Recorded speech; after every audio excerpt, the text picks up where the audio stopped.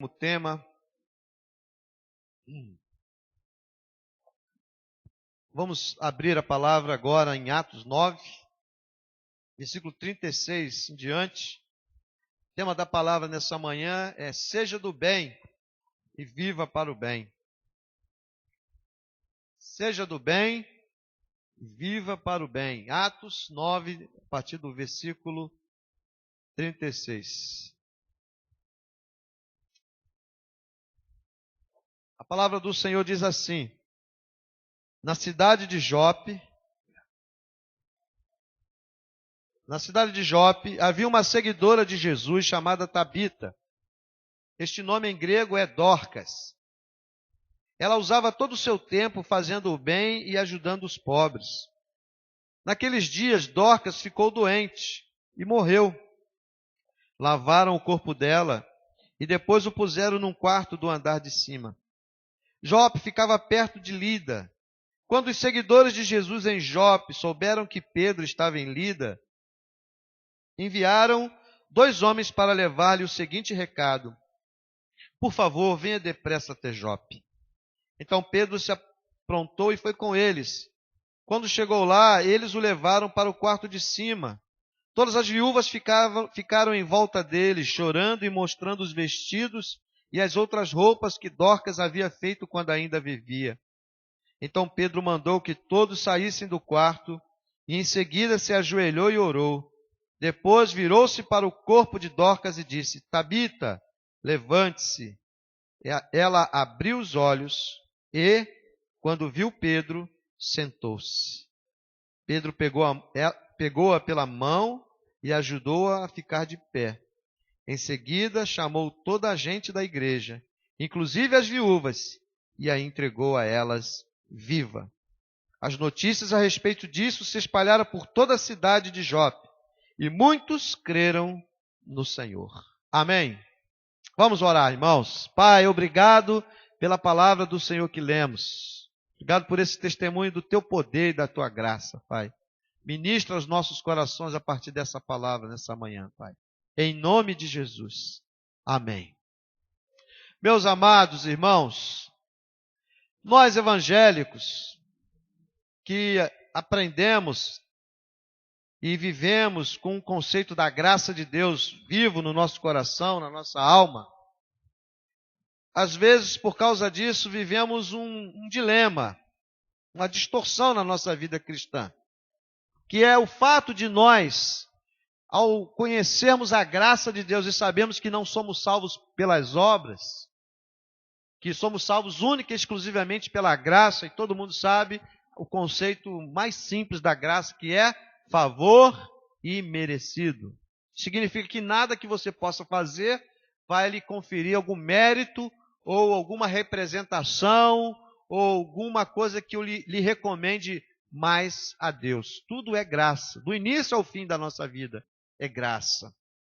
E por causa desse conceito que é bíblico, nós acabamos, às vezes, confundindo e esquecemos que o fato de vivermos pela graça não elimina a necessidade e o fazer e o realizar boas obras. Isso é um problema nosso. Há uma distorção prática na vida cristã de muitos crentes, ou seja, a falta de boas obras. E quando a gente olha para a palavra de Deus, nós vamos ver que isso não pode ser assim. Na vida de um cristão não pode faltar boas obras, porque a vida do cristão deve ser uma vida de boas obras.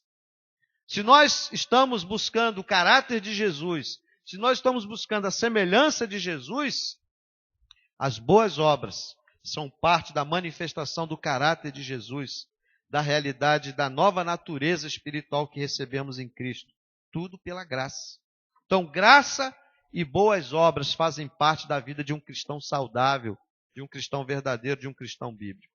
E aqui no texto, nós encontramos essa história que fala dessa mulher chamada Tabita, ou Dorcas.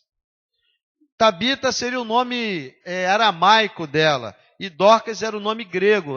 É o mesmo nome, em idiomas diferentes. E o significado dele é gazela. Gazela, aquele animal. Gazela. Mas a parte do significado do nome dela, uma coisa a gente sabe aqui, que essa mulher era uma mulher de Deus, ela é chamada de discípula, seguidora de Jesus, era uma mulher de Deus, era uma mulher que cria em Jesus, era uma serva de Jesus, era uma discípula, ela já tinha se convertido, ela era uma seguidora de Cristo. E uma característica bem marcante da vida dessa mulher é que ela era conhecida pelas suas boas obras. Quando a gente ouve falar no nome dela, a gente até procura algum significado relacionado a boas obras. Mas a vida dela trazia esse significado. Ela era uma mulher cujo testemunho de boas obras era marcante. Era um testemunho poderoso. Era uma cristã, como diz o texto, cheia de boas obras. Era uma mulher era uma mulher do bem e que vivia para o bem. Todo cristão tem que ser do bem. Hoje se usa muito essa expressão, né? Fulano é do bem. Todo cristão, sobre todo cristão, deveria haver essa afirmação. Fulano é cristã, fulano é cristão, ele é do bem. Mas não ficar somente aí. Ele vive para o bem. Como era o caso de Tabita. Ela era uma pessoa cristã do bem. O que deveria ser uma redundância. Se a cristã é do bem. E ela vivia para o bem, o que também deveria ser uma redundância, porque se é cristão, deve viver para o bem, sempre. Então, meus irmãos, eu quero pensar com vocês algumas verdades muito sérias sobre essa questão que eu percebo presentes aqui nesse texto. Uma das coisas que, refletindo, a gente aprende aqui, é que realizar boas obras não nos protege, irmãos, das situações normais desta vida.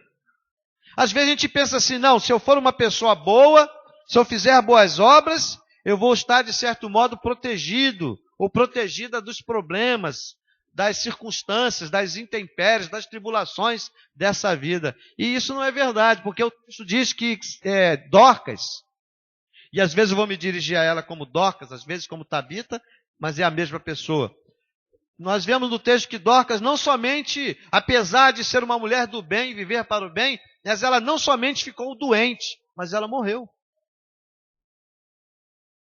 Por que eu estou falando isso, irmãos? Porque às vezes a gente pensa que a gente começa assim, lá no fundo do nosso coração, ainda que a gente às vezes não reconheça isso, mas lá dentro mesmo a gente chega a pensar assim, não, eu sou uma pessoa que estou fazendo boas obras, então eu acho que sobre a minha vida deve haver, por causa disso, uma proteção especial.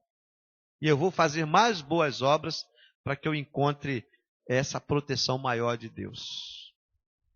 E a gente entende biblicamente que essa não pode ser uma motivação, essa não é uma motivação correta para as boas obras. Dorcas era uma mulher excelente, o testemunho de boas obras dela, como uma cristã, era maravilhoso, mas isso não impediu que ela ficasse doente, e nem mesmo que ela morresse. E isso, irmãos, ajuda a gente a também entender aquela outra situação em que às vezes muitos de nós cristãos entramos em crise. Quando a gente às vezes passa por um tempo difícil, às vezes por um tempo de enfermidade, a gente começa a pensar, Deus está, onde foi que eu errei? Deus está me cobrando alguma coisa. Como se sempre que houvesse uma situação dessa, estaria ligado a alguma coisa que Deus estivesse nos cobrando. O que também não é verdade. Porque nós vemos aqui uma mulher cujo testemunho dela era poderoso. Era um testemunho de boas obras, um testemunho essencialmente cristão. Mas isso não impediu que ela ficasse doente e muito menos que ela morresse. E de um certo modo, ela certamente era uma senhora, mas uma morte precoce, porque era uma pessoa que tinha uma vida muito ativa. Pelas entrelinhas a gente entende isso no texto. Ficou claro isso, irmãos? Amém? Amém? Segundo lugar, irmãos, a gente aprende nesse texto, e tudo isso que nós estamos falando são coisas que nós estamos sendo relembrados. Porque se somos cristãos, nós temos que corrigir essa questão da falta de boas obras. Porque normalmente a gente não pensa muito nisso. O nosso cristianismo às vezes se limita muito às coisas da igreja. E que infelizmente nem sempre as coisas da igreja estão ligadas a boas obras. Muitas vezes a nossa vida como cristão se limita à sobrevivência da própria igreja, ao ativismo que a própria instituição igreja exige de nós. A gente estava conversando ali antes do culto, falando sobre, por exemplo, se fazer visita a asilos, se fazer visita a asilo de velhos, de crianças, pegar os jovens, ou até os mais velhos da igreja mesmo e levar a esses lugares. Isso deveria ser corriqueiro na nossa história. Não deveria ser um evento, deveria ser o normal. Eu me lembro quando eu era um crente novo, a nossa igreja ficava perto de um asilo, perto assim, relativamente perto de um asilo de idosos, e uma vez por mês nós tínhamos um culto lá, olha, uma vez por mês, 3 horas da tarde nós tínhamos um culto naquele asilo. E era um asilo evangélico, o SASE, Serviço de Assistência Social Evangélico, existe até hoje. E era um lugar assim bacana, e era um asilo de senhoras. Uma vez por mês, irmãos, a nossa igreja tinha o compromisso de estar lá 3 horas da tarde fazendo um culto. Lá tinha uma capela, um templozinho, um lugar muito bem organizado. E olha, irmãos, teve culto, teve domingo de irmos em 3 pessoas. E eu era um desses, crente novo, recém-batizado. Porque a gente tinha que ir a pé, no sol quente, andar um pedacinho a pé. A maioria não tinha carro, naquela época ter carro era mais difícil. Então, era sol quente, no Rio de Janeiro, 3 horas da tarde, e muitos irmãos preferiam ficar em casa dormindo. E olha que esse culto era uma vez por mês. Por que nós agimos assim? Um pouco, existem várias razões, mas um pouco é essa ideia de que, ainda que inconscientemente, às vezes, nós pensamos que como cristãos, salvos pela graça, não precisamos manifestar nenhum tipo de boas obras. Ainda que essas boas obras nem nos custem tanta coisa, porque o que custava ir a um culto, num asilo de idosos, sentar um pouquinho com elas, conversar, orar com elas, elas ficavam tão felizes, irmãos. Eu me lembro que nesse dia que fomos em 3, um cantou, o outro dirigiu o culto e o outro pregou. Cada um fez uma coisa, porque eram só 3. Por que eu estou dizendo isso, irmãos? Porque nesse texto a gente é relembrado que sempre existirão pessoas que precisam de nossas boas obras em direção a elas. Sempre vão existir. Lembra que Jesus disse, os pobres sempre terão convosco? E diz o texto aqui que Dorcas, ela ministrava a quem? Às viúvas e aos pobres. Ela ministrava, ela abençoava a vida das viúvas e dos pobres. Sempre houver e haverão viúvas. Sempre existir e existirão pobres. Em outras palavras, sempre existirão pessoas que precisam das nossas boas obras. Sempre, irmãos.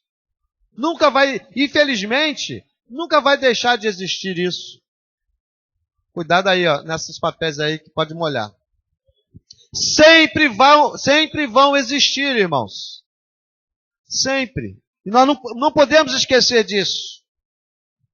Que haverão pessoas que precisam das nossas boas obras em direção a elas. Os irmãos estão me ouvindo bem aí?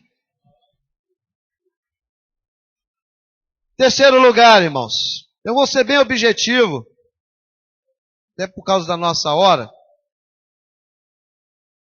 Outra coisa maravilhosa, irmãos, que a gente aprende nesse momento, desse texto, é que ser do bem e viver para o bem implica, irmãos, em ter um coração sensível àqueles que sofrem ao nosso redor e que não tem como nos retribuir o bem que nós fazemos a eles.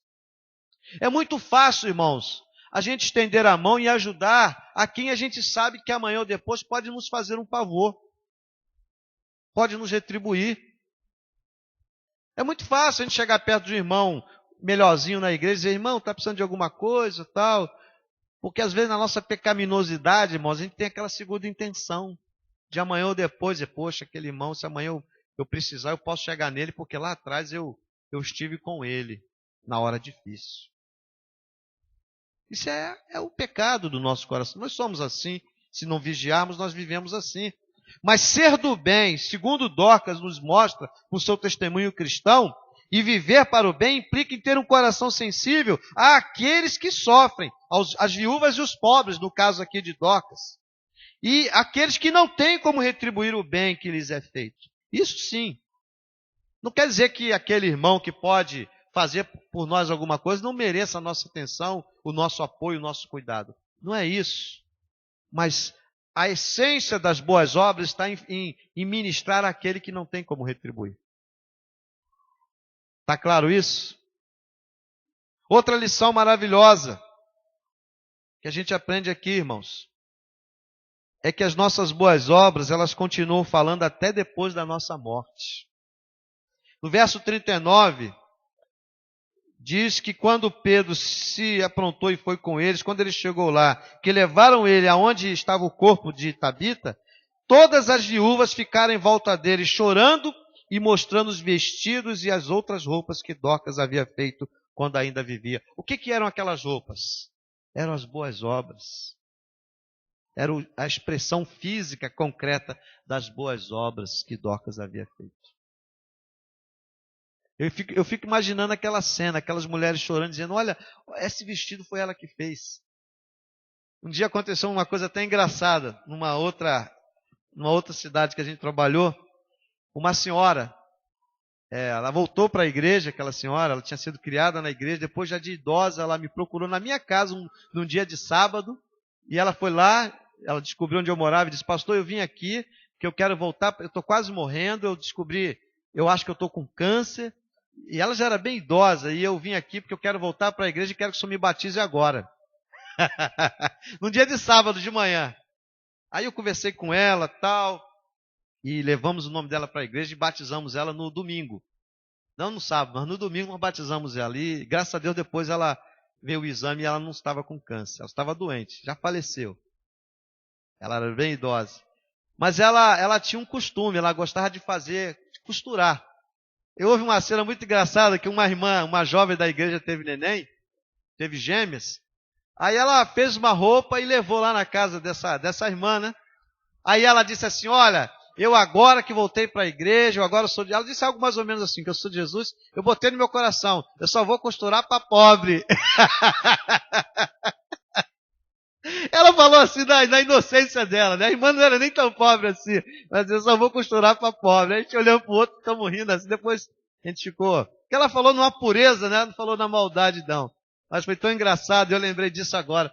E aquela irmã tinha esse carinho, ela fazia short, ela fazia camisa, ela gostava de fazer aquilo e doar para as pessoas. Mais ou menos como o Dorcas fazia. Então quando a gente vê aquelas senhoras, aquelas viúvas, aquelas pessoas chorando e mostrando as roupas, ela já estava morta, irmãos. Ela já tinha partido para a eternidade. Mas o que a gente vê? Que as nossas boas obras, elas continuam falando até depois da nossa morte. O nosso testemunho de boas obras. Puxa, olha, fulano morreu, mas fulano me abençoou. Olha aqui, eu fui abençoado por fulano. Fulano marcou a minha vida no momento mais difícil da minha vida. Fulano contribuiu aqui no momento que eu estava passando dificuldades. As nossas boas obras continuam falando até depois da nossa morte. Outra coisa maravilhosa, irmãos, é que a gente aprende aqui que os verdadeiros discípulos, como Tabita era uma discípula de Jesus, vão seguir o caminho do mestre, do nosso mestre Jesus, até na prática do bem. Não sei se você reparou isso, mas até na maneira de fazer a coisa, Pedro imitou Jesus. Parece muito com aquele episódio da filha de Jairo, que quando Jesus entra no quadro, não entra ninguém, e Jesus foi lá e falou com a filha dele, Talita cumi, lembra disso? E aí depois devolveu ela para a família. Aqui, irmãos, aconteceu algo muito parecido. A Bíblia diz, a gente só não sabe se Jesus se ajoelhou, a Bíblia não fala. Mas diz que Pedro entrou sozinho e disse E eu estava pesquisando sobre isso, Talita e Tabita. Só muda uma letra. E se Pedro usou a mesma palavra, ele disse, Jesus diz Talita cumi, Pedro diz Tabita cumi. Entende? Só mudou uma letra na ação entre Pedro e Jesus, entre Jesus e Pedro. Interessante isso. Porque aqui é uma lição espiritual para nós, irmãos. Jesus, a Bíblia diz que ele passou por toda parte fazendo o bem. Então, onde Jesus ia, ele ia sendo bênção, ele ia abençoando as pessoas. Não apenas no sentido dos seus milagres, mas das suas boas obras.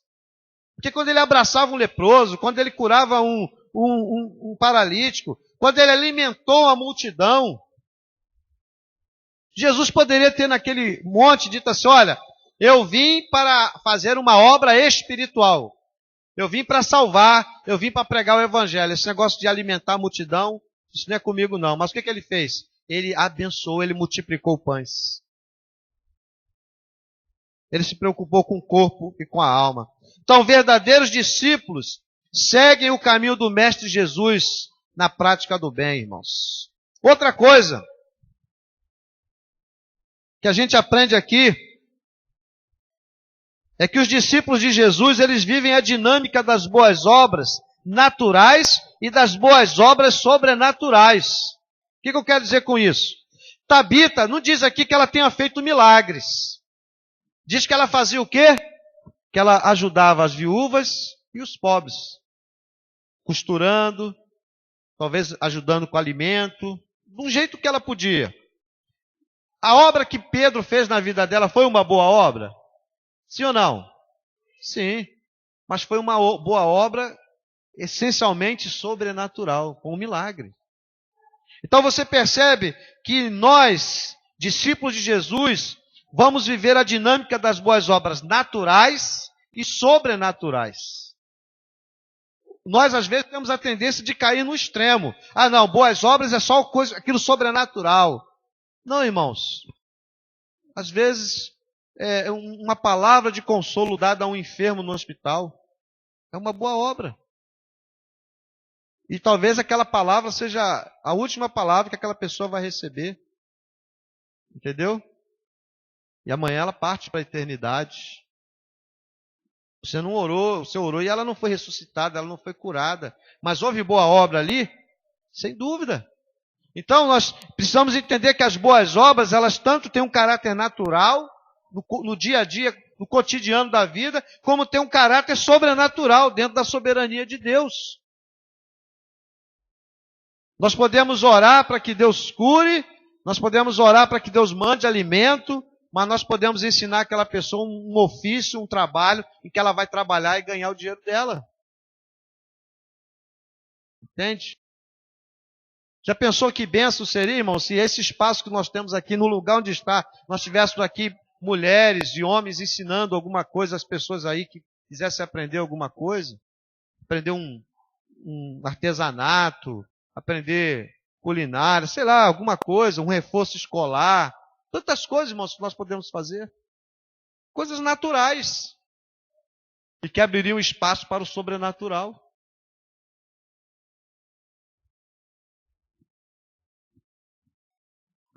Mas tem mais.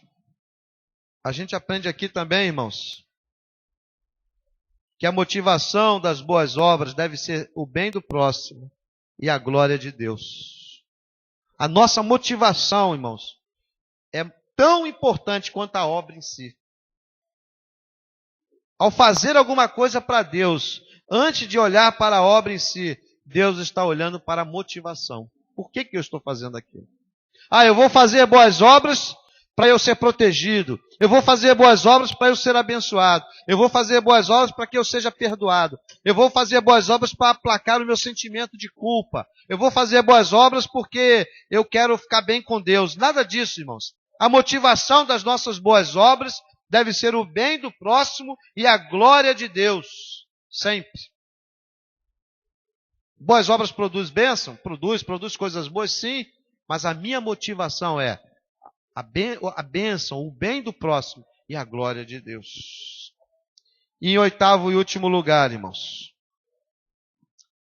a gente aprende aqui que boas obras, isso é interessante, irmãos, geram um fluxo renovador de boas obras que glorificam a Deus. É como se fosse uma corrente do bem. Outro dia eu assisti um vídeo na internet, eu acho que chamava até isso, corrente do bem, uma coisa assim, né? Alguns aqui já devem ter visto, um rapaz faz um bem a alguém, aquele faz um bem ao outro, faz um bem, e daqui a pouco aquilo volta lá nele, no primeiro, né? Muito bonito. Qualquer dia a gente vai achar isso aí, vou mostrar aqui. Muito bacana. E o que a gente vê aqui, irmãos? Vê isso acontecendo. Porque, olha bem, Tabita era do bem, realizava o bem, fazia boas obras, sim. E isso fez com que? Fez que quando ela morresse, os irmãos ficassem preocupados e chamassem Pedro. E Pedro veio para fazer o bem, fez um milagre. E tudo isso trouxe o quê? Trouxe glória a Deus. Tudo isso o quê? Produziu fé, edificou a fé de muitos. E a Bíblia diz que muitos foram salvos. E o que aconteceu? Boas obras continuaram sendo feitas, porque Tabita foi ressuscitada. Então ela continuou fazendo mais boas obras. E Pedro continuou fazendo boas obras. E pessoas que viram aquilo também viram que vale a pena fazer boas obras. Você vê quanta coisa? Boas obras geram um fluxo renovador, uma corrente do bem, de boas obras que glorificam a Deus e acabam voltando para você. Vamos ser sinceros, se Tabita fosse uma mulher que não ligasse para ninguém, não se preocupasse com ninguém, egoísta, se preocupasse apenas com a sua própria realidade, alguém se preocuparia em chamar o Pedro para orar por ela? Será? Certamente que não. Foi mais uma que morreu. Mais uma que já foi. Alguns vão até dizer, já foi tarde. Mas o amor que aquela mulher gerou no coração das pessoas foi tão grande que as pessoas ficaram preocupadas e trouxeram a ela a pessoa de Pedro para orar por ela. Então, irmãos, concluindo, essa palavra bem objetiva, como eu disse dessa manhã, como discípulos, irmãos, eu e vocês, nós fomos criados, nós fomos salvos para o bem. Nós fomos salvos para vivermos fazendo o bem. Nós fomos salvos para termos uma vida marcada por boas obras. E eu quero encerrar essa palavra com aquela mensagem de Jesus. Em Mateus 5,16. Em que Jesus diz assim: assim brilhe a luz de vocês diante dos homens, para que vejam as suas boas obras e glorifique ao Pai de vocês que está nos céus. Vamos ler juntos esse texto? Assim resplandeça a vossa luz diante dos homens, para que vejam as vossas boas obras e glorifiquem a vosso Pai que está nos céus. Boas obras são visíveis. E quando as boas obras são visíveis na vida dos cristãos, Deus é glorificado nisso. Vamos orar, irmãos. Vamos falar com Deus. Vamos encerrar. Pai, obrigado, Senhor, pela vida de Tabita, Pai, que nos deu um testemunho tão maravilhoso. Obrigado pela experiência que o Espírito Santo deixou escrito no livro de Atos, da vida daquela mulher, de como a igreja a reconheceu, de como ela foi bênção e como ela foi abençoada, Pai. Nós pedimos, Senhor, que o Senhor nos dê a mesma atitude de Tabita, porque a atitude de Tabita era a atitude de Jesus, Pai. Nos dá a bênção de sermos pessoas do bem e que vivem fazendo o bem, Pai. Nós oramos assim, te agradecemos, Pai. Te pedimos isso em nome de Jesus. Amém e amém, Senhor.